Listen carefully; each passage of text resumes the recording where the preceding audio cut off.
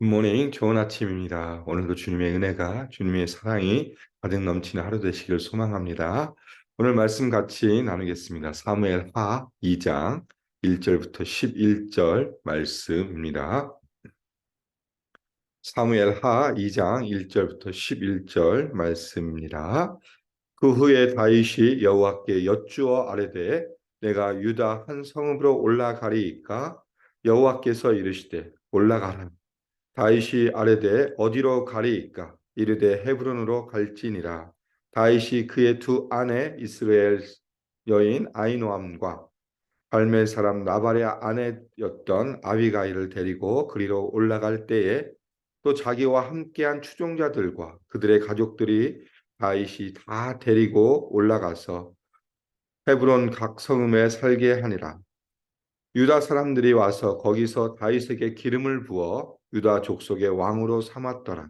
어떤 사람이 다윗에게 말하여 이르되 사울을 장사한 사람은 길앗 야베스 사람들이니이다 하매 다윗이 길앗 야베스 사람들에게 전령들을 보내 그들에게 이르되 너희가 너희 주 사울에게 이처럼 은혜를 베풀어 그를 장사하였으니 여호와께 복을 받을지어다.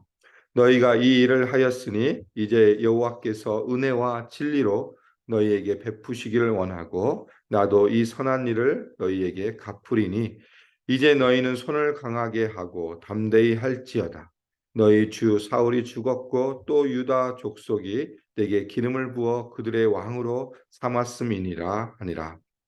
사울의 군사령관 넬의 아들 아브넬이 이미 사울의 아들 이스보셋을 데리고 마하나임으로 건너가 길르앗과 아술과 이스라엘과 에브라임과 베냐민과 온 이스라엘의 왕으로 삼았더라. 사울의 아들 이스보셋이 이스라엘 왕이 될 때 나이가 40세이며 두 해 동안 왕위에 있으니라. 유다 족속은 다윗을 따르니 다윗이 헤브론에서 유다 족속의 왕이 된 날수는 7년 6개월이더라. 아멘. 오늘 우리가 살펴볼 말씀은 사무엘하 2장 1절부터 11절 말씀입니다. 크게 두 부분으로 나눌 수 있는데 1절부터 7절까지는 유다의 왕이 된 다윗에 대해서 이야기하고 있고 또 8절부터 11절까지는 이스라엘 왕 이스보셋에 대해서 이야기해 주고 있습니다. 1절에 보니까 그 후에라고 시작하고 있습니다. 그 후에는 어떤 시기입니까? 1장에 보니까 다윗이 시글락에 있을 때에 사울이 죽었다는 그 소식을 듣고 또 사울과 요나단을 향하여서 그 마음의 애절함과 궁휼함으로 또 그 애가를 지어서 함께 그 슬픔을 노래했던 다윗이었습니다. 그 후에 이 애가를 지어서 슬픔을 다 백성도 함께 나눈 후에 이제 다윗이 움직이는 모습을 이야기해 주고 있습니다.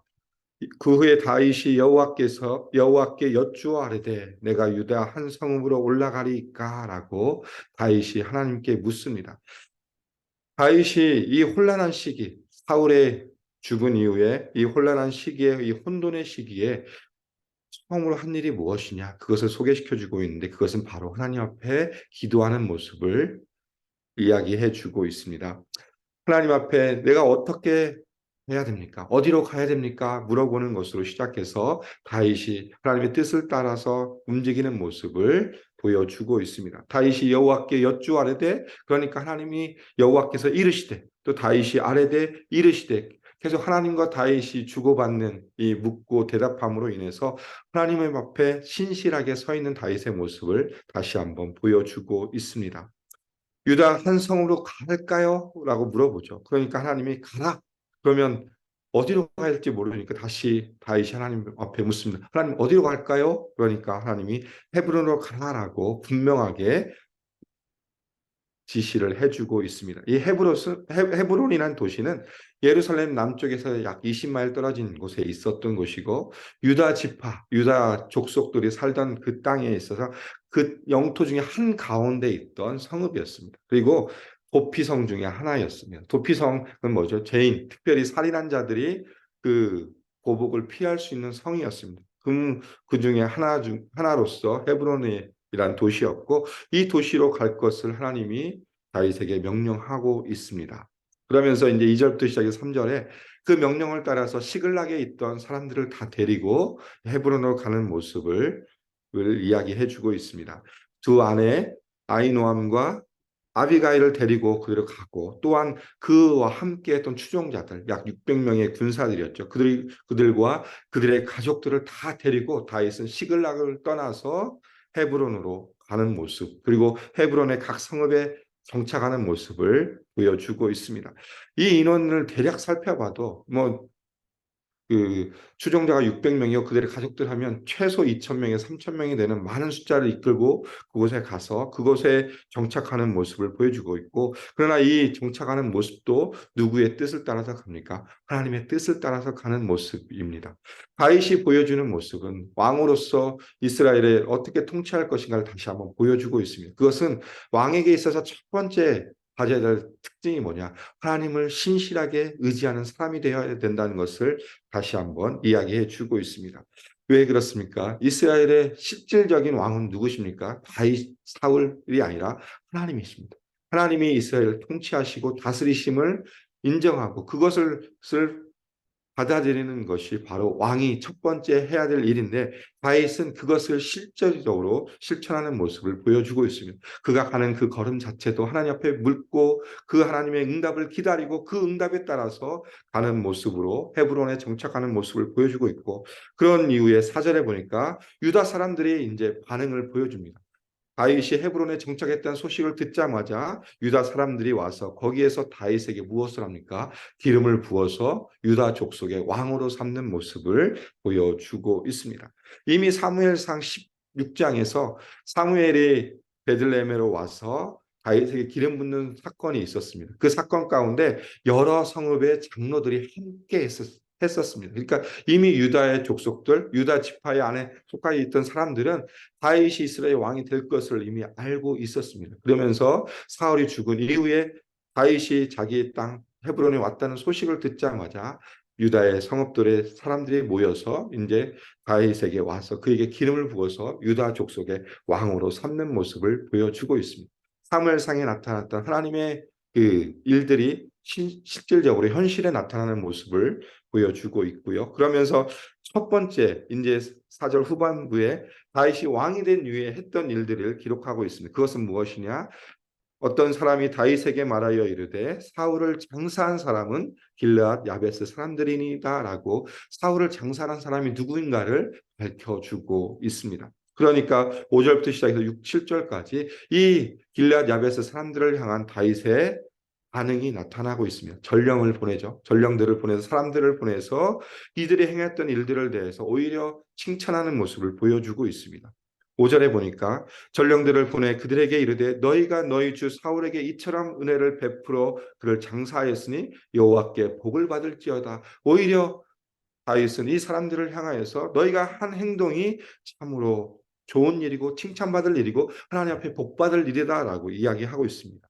사울과 야베스 길앗 야베스 사람들은 좀 끈끈한 관계가 있었습니다. 왜 그러냐면 사울이 이 암몬 족속에 의해서 힘들고 정말 억압 가운데 있던 길앗 야베스를 구출해 준 사람이 바로 사울이었기 때문에 그 후에 사울에 대하여서 이 길앗 야베스 사람들은 되게 호의적이었고 사울을 도와주는 사람들이었습니다. 그렇기 때문에 사무엘상 31장에 보면 사울이 전쟁에서 패하여 죽었을 때 그 시체를 취하여서 장사를 지내줬던 사람들이 바로 길앗 야베스인데 그 사람들을 향하여서 다윗은 오히려 칭찬하는 모습을 보여주고 있습니다. 왜 그러냐면 길앗 야베스 사람들은 혹시 그들의 마음 가운데 우리가 사울을 도왔을 때 다윗이 왕이 되면 우리를 어떻게 할까라는 그런 마음들이 있을 것인데 그 마음을 풀어주기 위해서 오히려 다윗은 그들을 칭찬하고 여호와의 복을 빌고 있고 또 그들의 선행을 내가 갚아줄 것이다라고 6절과 7절을 통해서 이야기하고 있습니다. 그러면서 너희 손을 강하게 하라, 담대하라 라고 이야기하면서 왜 사울이 죽었지만 내가 이스라엘의 유다의 왕이 되었기 때문에 나와 함께하자라고 그들을 위로하고 그들을 포용하는 모습을 보여주고 있습니다.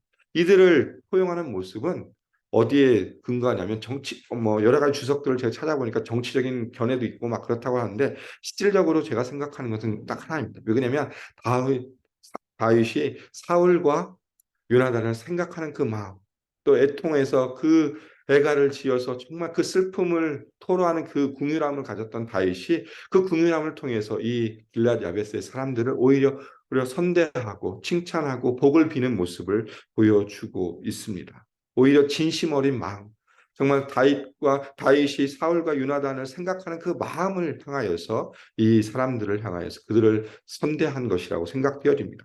그러면서 다윗이 이제 유다의 왕이 되어서 했던 일들이 기록되어 있고 그 후에 이제 8절부터 시작해서 11절까지는 아브넬이 등장합니다.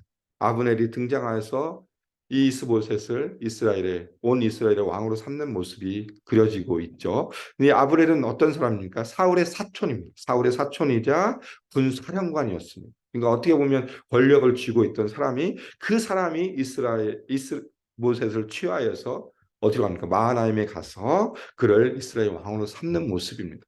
이 왕을 삼는 모습이 하나님으로부터 어떤 하나님의 섭리와 하나님의 기름 부으심이 아니라 이 아브넬의 자신의 욕심, 자신의 생각에 따라서 이 이스보셋을 데리고 가서 왕으로 세우는 모습, 그리고 이스보셋이 40세이고 2년을 다스렸다는 내용을 통해서 그냥 그것으로 이 혼란한 시기를 그려주고 있습니다. 그러면서 다윗은 유다의 왕으로서 7년 6개월을 다스렸다라는 것으로 오늘 말씀을 마무리해 주고 있습니다. 이 이스라엘과 유다 사이에는 어떤 상황이 일어납니까? 이후에 보니까 계속 전쟁이 일어나고 또 그 전쟁의 결과를 어떻게 됩니까? 3장 1절에 보니까 다윗은 점점 강하여 가고 사울의 집은 점점 약하여 가니라라고 평가하며 결론을 내리고 있습니다. 하나님이 함께한 다윗은 점점 강해지고 있고 인간의 계획과 인간의 욕심을 따라서 왕으로 세웠던 이스보셋은 점점 쇠약해지고 결국은 어떻게 됩니까? 사무엘 하 5장에 가서 다윗이 온 이스라엘 왕으로 등극하는 모습을 보여주고 있습니다. 인간의 계획과 하나님이 이끌어 가시는 참으로 다르다라는 것을 다시 한번 보여주고 있습니다. 오늘 말씀을 준비하면서 저는 한 가지를 좀 생각해 봤으면 좋겠습니다. 특별히 다윗의 모습. 우리가 다윗 하면 뭐 이스라엘의 왕이자 또 구약에 있어서 가장 위대한 인물로 평가하고 있고 또 하나님의 마음에 합한 자라는 그 놀라운 평가를 받은 사람입니다. 그렇기 때문에 다윗을 생각하면 우리가 좀 다른 사람이야라고 생각할 수 있지만 다윗은 우리와 똑같은 사람입니다. 우리가 똑같은 성정을 가지고 있고 똑같이 실수하고 똑같이 넘어졌던 사람이었고 그러나 우리가 조금 다른 점이 뭐냐? 그런 상황 가운데서 늘 하나님을 향하여 그의 마음을 드렸던 사람이 다윗임을 좀 기억하셨으면 좋겠습니다. 오늘 다윗이 하나님의 뜻을 구하고자 제일 먼저 했던 것이 무엇입니까? 바로 하나님 앞에 나아가 하나님의 뜻을 구하고 기도하는 모습이었다는 것을 우리가 같이 생각하면서 좀 오늘 말씀을 나눴으면 좋겠습니다. 다윗은 늘 하나님의 뜻을 구하는 사람이었습니다. 그 뜻을 구하는 것처럼 우리가 이 땅을 살아갈 때 우리가 주어진 하루하루 삶, 또 우리가 그리스도인으로서 십자가의 부른 능력과 부활의 권능과 부활의 소망 가운데 살아가는 삶을 살고 있지만 여전히 우리가 해야 될 것이 무엇이야? 하나님의 뜻을 구하는 삶이어야 된다는 것을 오늘 다윗을 통해서 우리가 배울 수 있다고 생각되어집니다.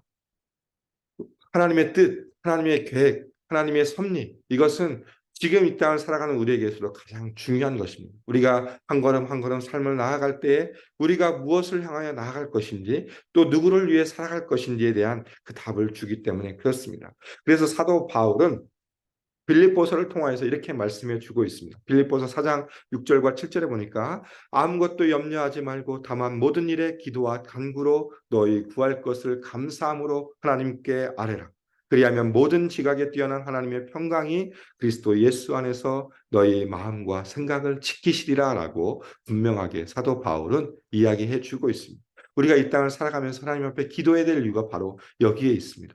우리가 가지고 있는 염려, 근심, 걱정 다 주님 앞에 내려놓고 오히려 기도함으로, 간구함으로, 우리가 감사함으로 우리의 구할 것, 우리가 필요를 구할 때 오히려 그 하나님의 놀라우신 지각이 뛰어난 하나님의 평강이 우리의 마음을 지켜주실 것이라 그 말씀을 붙들고 오늘 하루의 삶을 살았으면 좋겠습니다.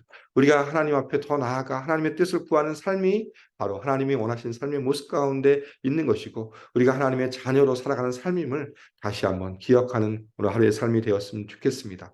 오늘 또 우리의 하루가 주어져 있습니다. 오늘 이 새벽, 이 아침에 주님 앞에 기도할 때 하나님의 뜻을 구하고 오늘 하루도 하나님의 뜻 가운데서 하나님이 원하시는 삶의 모습, 하나님의 영광과 하나님의 의를 위해 살아가는 삶의 모습이 되기를 주님의 이름으로 소망하며 축복합니다. 이 삶이 우리가 이 땅 가운데 살아갈 삶임을 다시 한번 기억하면서 주님 앞에 신실하게 나아가는 귀한 하루의 삶이 되기를 주님의 이름으로 축복하며 소망합니다. 기도하겠습니다. 하나님 감사합니다. 오늘 다윗이 또 유다의 왕이 되어서 그 행하는 일들 또 여러 가지 상황 가운데 또 이스라엘의 이스보셋과의 관계 가운데 나아감을 다시 한번 살펴보았습니다. 그 가운데서 하나님이 함께 하신 다윗은 점점 강하여지고 오히려 자신의 욕심 가운데 나아갔던 이스보셋과 이스라엘은 점점 약해지는 모습을 또 살펴보았고 또 그 가운데서 하나님이 그 앞에 신실하게 서 있는 다윗의 모습을 살펴보았습니다. 그가 어느 곳에 가든지 늘 하나님 앞에 묻고 하나님의 응답 가운데 그 뜻을 따라서 움직이는 삶을 살았던 것처럼 우리도 이 땅을 살아갈 때 하나님 앞에 기도함으로 신실하게 주의 뜻을 구하며 그 뜻 가운데 하나님의 나라와 하나님의 의를 위해 살아가는 삶이 될 수 있도록 우리와 함께 해주시며 인도하여 주시옵소서. 성령께서 함께 하시는 말미암아 오늘 하루의 삶을 통하여서 넉넉히 승리하는 삶이 되게 해주시고 하나님의 마음을 시원케 하는 오늘 하루의 삶이 될 수 있도록 주님께서 인도하여 주시며 함께하여 주시옵소서. 주님 감사합니다. 예수님의 이름으로 기도드립니다. 아멘. 이 시간 우리 합심으로 함께 같이 기도하겠습니다. 오늘 말씀을 기억하시며 다시 한번 우리의 삶 가운데 하나님의 뜻을 구하는 삶이 되게 해달라고 기도 부탁드리고 내가 기도의 사람으로 늘 기도함으로 주의 뜻을 구하는 사람이 될 수 있도록 위에서 기도 부탁드리겠습니다. 두 번째 기도해 주실 것은 우리 교회 표어입니다. 회복을 넘어 부흥으로 이 말씀처럼 우리가 올 한해 우리 교회가 우리 공동체가 회복을 넘어 부흥을 경험하는 귀한 공동체 되게 해주시고 또한 예수한테 비전을 통하여서 말씀 공동체, 제자 공동체, 미션을 공동체로 우리 공동체가 아름답게 세워줄 수 있도록 위해서 기도 부탁드리겠습니다.